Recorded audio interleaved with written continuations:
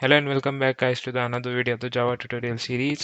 So today onwards we are covering OOPS in Java.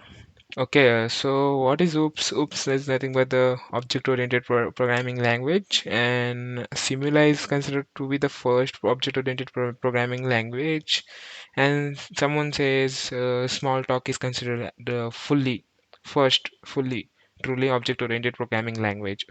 Okay, so in today's world, you can see C++, PHP, Python, and C Sharp, Java are the popular object-oriented programming languages over there.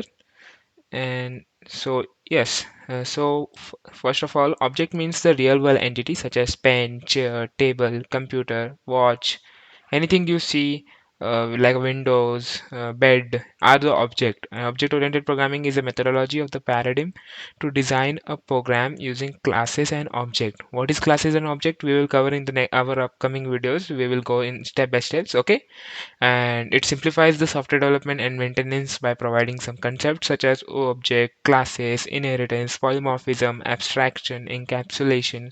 So these are some features of the object-oriented programming languages.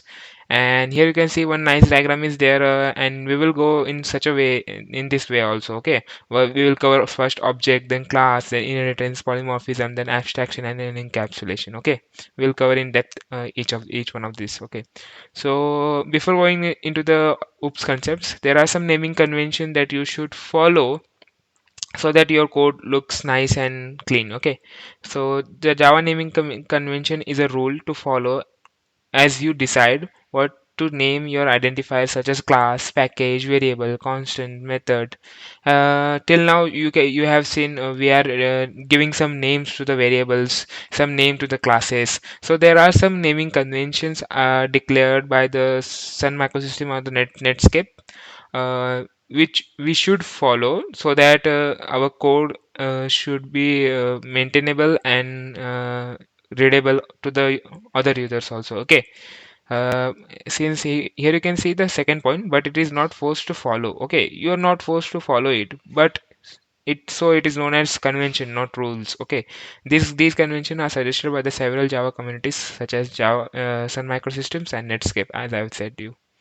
All classes, interfaces, and packages, methods, and fields of the Java programming language are given according to the Java naming conventions. Okay, if you fail to follow this convention, it may generate confusions. As I said, it may generate confusion to the person who is reading your code, and it may be get some error, not errors, ambiguity. Yes.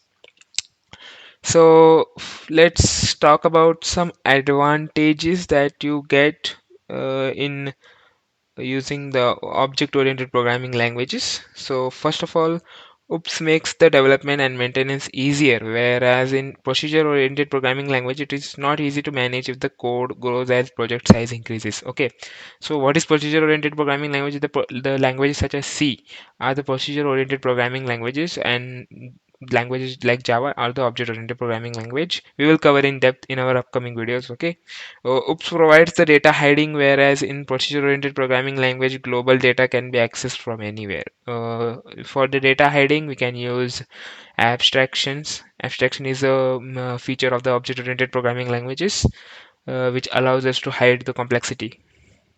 Okay. And third one is OOPS provides the ability to simulate the real-world event more effectively. Okay.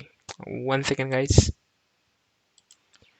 Okay, so where we are, so these are some naming convention that you should follow while writing your code, and I have talked about the advantages also. And in our next upcoming videos, we will be starting for the covering the object, then class, then inheritance as follows. Okay, so thank you guys for watching this video.